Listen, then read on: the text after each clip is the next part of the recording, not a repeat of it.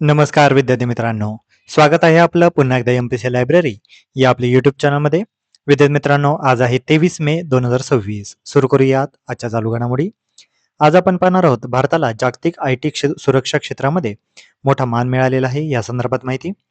भारतीय सैन्याची नवीन डिजिटल झेप नुकतीच दिसून आलेली आहे या संदर्भात माहिती.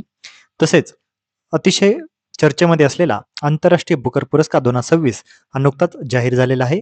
अतिशय महत्त्वाची ही न्यूज आहे. या संदर्भात देखील आपण आज माहिती पाहणार आहोत. त्यामुळे या संपूर्ण महत्त्वपूर्ण चालू घडामोडी व्यवस्थितपणे समजून घेण्यासाठी व्हिडिओ शेवटपर्यंत अवश्य पहा. सर्वप्रथम कालचा एक प्रश्न.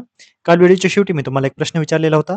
जागतिक जलशिखर परिषद 2026 मध्ये युटिलिटी ऑफ द इयर ही मान्यता कोणाला मिळालेली आहे?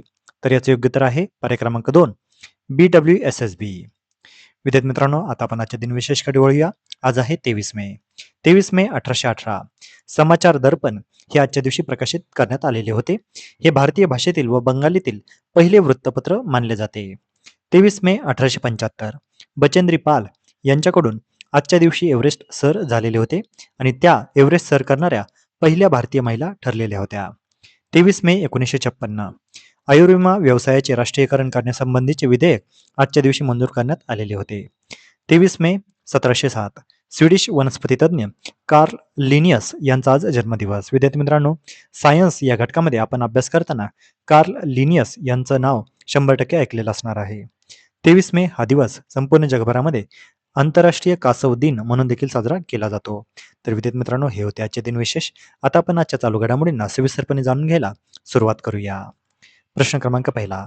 भारत आणि सायप्रस यांनी संबंधांना कोणता दर्जा दिलेला आहे? तर याचं योग्य उत्तर आहे पर्याय क्रमांक 3, स्ट्रॅटेजिक पार्टनरशिप. भारत सायप्रस संबंधांना नुकताच स्ट्रॅटेजिक पार्टनरशिपचा दर्जा मिळालेला आहे. पंतप्रधान नरेंद्र मोदी यांनी सायप्रसचे राष्ट्रपती यांच्यासोबत नवी दिल्ली येथे व्यापक चर्चा केलेली आहे. यामध्ये सहकार्याचे प्रमुख क्षेत्रे कोणती ठरलेली आहेत? तर व्यापार व गुंतवणूक, संरक्षण व सुरक्षा, सागरी सुरक्षा, तंत्रज्ञान व नवोन्मेष आणि शिक्षण आणि सांस्कृतिक संबंध. दोन्ही देशांनी सीमापार दहशतवादासह सर्व प्रकारच्या दहशतवादाचा तीव्र निषेध केलेला आहे. दहशतवाद विरोध, सागरी सुरक्षा, नवोन्मेष, शिक्षण आणि संस्कृती या क्षेत्रामध्ये अनेक महत्त्वपूर्ण करारांवर यावेळी स्वाक्षऱ्या देखील करण्यात आलेल्या आहे.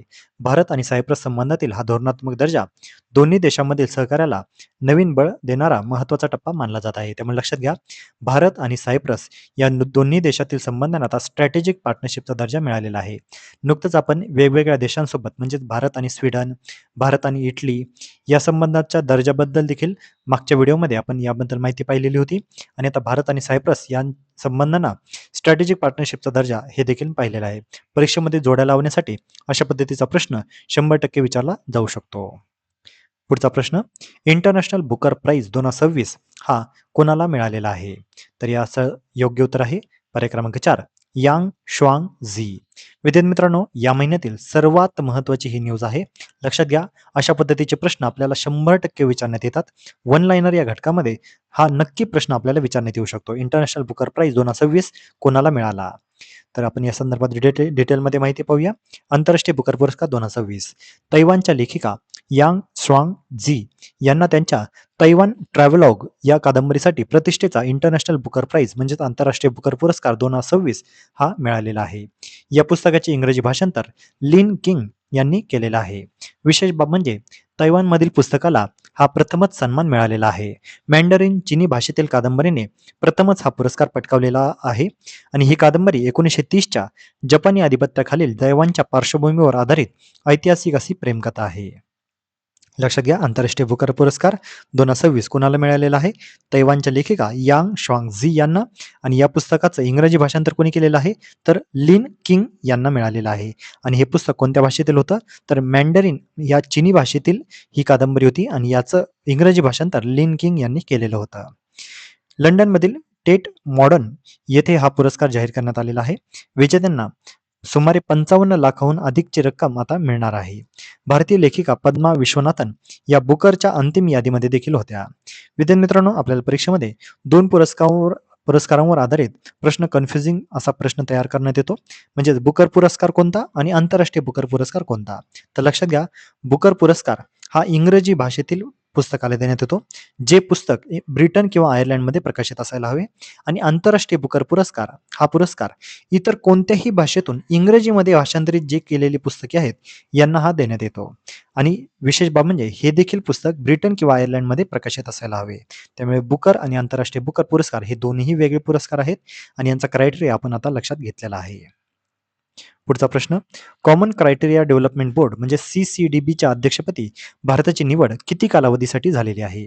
तर याचे योग्य उत्तर आहे पर्याय क्रमांक 2, 2026 ते 2028. भारताला जागतिक IT सुरक्षा क्षेत्रामध्ये मोठा मान मिळालेला आहे. भारताची 2026 ते एप्रिल 2028 या कालावधीसाठी कॉमन क्रायटेरिया डेव्हलपमेंट बोर्ड म्हणजे CCDBच्या अध्यक्षपदी निवड झालेली आहे. ही घोषणा जपानमधील टोकियो येथे झालेल्या कॉमन क्रायटेरिया रिकॉग्निशन अरेंजमेंट म्हणजे CCRAच्या बैठकीत करण्यात आलेली.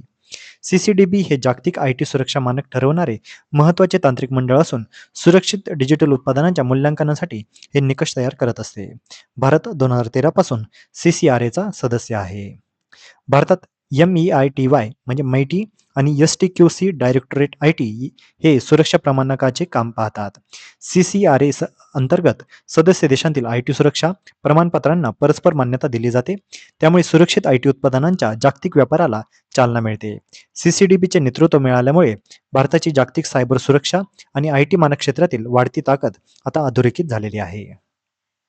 पुढचा प्रश्न, क्यू फोर्स हे कोणाशी संबंधित आहे? तर याचे योग्य उत्तर आहे पर्याय क्रमांक 3, सैन्य लॉजिस्टिक व व्यवस्थापन. भारतीय सैन्याची नवीन डिजिटल झेप आता दिसून आलेली आहे. क्यू फोर्स हे आता नुकतंच लॉन्च करण्यात आलेलं आहे.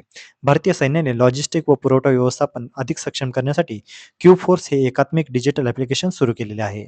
पुरवठा साखळी म्हणजे सप्लाय चेन आणि वाहतूक व्यवस्थापन अधिक वेगवान व कार्यक्षम होणार आहे. विविध लॉजिस्टिक्स व इन्व्हेंटरी प्लॅटफॉर्मशी सुलभ समन्वय यामध्ये दिसून येणार आहे. कठीण भौगोलिक भागांमध्ये देखील जलद ऑपरेशन्स सपोर्ट यामध्ये असणार आहेत. सैन्याच्या सस्टेनमेंट आणि वर्कफ्लोमध्ये मोठी सुधारणा झालेली आहे. पुढचा प्रश्न, ब्रिक्स न्यायमंत्र्यांची बैठक कुठे आयोजित करण्यात आलेली होती? तर याचे योग्य उत्तर आहे पर्याय क्रमांक 1, गांधीनगर. ब्रिक्स न्यायमंत्र्यांची बैठक ही नुकतीच भारतामध्ये संपन्न झालेली आहे. भारताच्या ब्रिक्स 2026 अध्यक्षतेखाली ब्रिक्स देशांच्या न्यायमंत्र्यांची महत्त्वपूर्ण बैठक गुजरातमधील गांधीनगर येथे आयोजित करण्यात आलेली होती. कायदा व न्याय व्यवस्थेतील सहकार्य वाढविण्यावर यामध्ये भर देण्यात आला. सायबर गुन्हे, आंतरराष्ट्रीय कायदे व न्यायप्रणालीतील सुधारणा यावर चर्चा करण्यात आली. ब्रिक्स देशांमधील न्यायिक समन्वय अधिक मजबूत करण्याचा प्रयत्न यावेळी करण्यात आला. भारताच्या जागतिक नेतृत्वाला यामुळे आता नवीन बळ मिळालेले आहे. तर विद्यार्थी मित्रांनो, या होत्या आजच्या चालू घडामोडी. आजच्या महत्त्वपूर्ण चालू घडामोडीवर आधारित मी आता एक प्रश्न विचारणार आहे, ज्याचं उत्तर तुम्ही सर्वांनी आता कमेंटमध्ये द्यायचं आहे. प्रश्न आहे, इंटरनॅशनल बुकर प्राइज आणि बुकर प्राइज यामधील मुख्य फरक काय आहे? तर यासाठीचे पर्याय आहेत पर्याय क्रमांक 1, दोन्ही फक्त इंग्रजी पुस्तकांसाठी आहेत. पर्याय क्रमांक 2, इंटरनॅशनल बुकर हा भाषांतरित पुस्तकांसाठी दिला जातो. पर्याय क्रमांक 3, बुकर प्राइज हा फक्त आशियाई लेखकांसाठी आहे. तर पर्याय क्रमांक 4, दोन्ही पुरस्कार अमेरिकेमध्ये दिले जातात. तर विद्यार्थी मित्रांनो, अतिशय सोपा प्रश्न आहे. तर या पुरस्कारावर आधारित आपल्याला ऑलरेडी प्रश्न MPSCच्या परीक्षेमध्ये विचारण्यात आलेले होते. त्यामुळे या प्रश्नाचं योग्य उत्तर तुम्ही सर्वांनी आता कमेंटमध्ये द्यायचं आहे. जे कोणीही विद्यार्थी या प्रश्नाचं योग्य उत्तर कमेंटमध्ये देतील त्याच्या कमेंटला नक्कीच लाईक देखील देण्यात येईल. विद्यार्थी मित्रांनो, या होत्या आजच्या चालू घडामोडी. तर अशाच अधिक इन्फॉर्मेटिव्ह कंटेंटसाठी आपली MPSC लायब्ररी या YouTube चॅनलला सबस्क्राईब आणि शेअर करायला अजिबात विसरू नका. धन्यवाद.